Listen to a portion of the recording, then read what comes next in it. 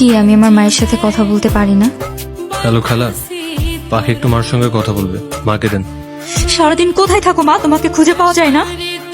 আমি আর সহ্য করতে পারছি না, কথা বলো না কেন? পাখি ঝামেলা করিস না। মা, পরী কই মা? আমার পরীকে চাই। আরে চুপ কর, জামাই শুনলে সংসারে অশান্তি হইব। যা কর, আমি কালকা পরীরে নিয়ে পার্কের কাছে আসবো সকাল 9টা।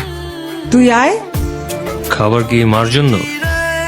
তুমি কি মায়ের কাছে যাওয়ার জন্য রেডি? হ্যাঁ আমি রেডি। অনেকক্ষণ হয়েছে পাখি, অন বাড়ি যা। জামাই জানতে পারলে খুব খারাপ হবে। না মা, আমি যাব না। আমি পরীকে নিয়ে থাকতে চাই।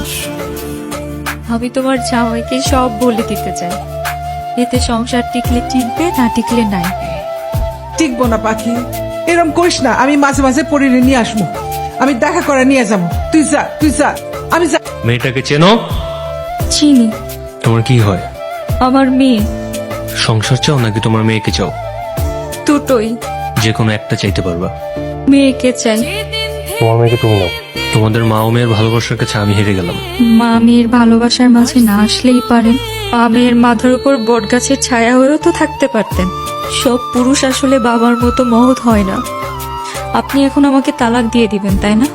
তুমি চলে গেলে চলে যাও, পরীকে আমার কাছে রেখে যাও।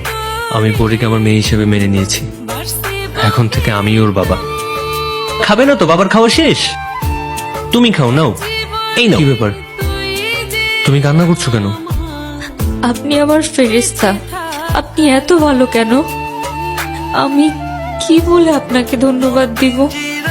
আমাকে কেন তোমার ধন্যবাদ দিতে হবে? এই উঠো, উঠো, উঠো, উঠো। সারাটা জীবন তো অনেক কষ্ট করছো, এখন থেকে আর না।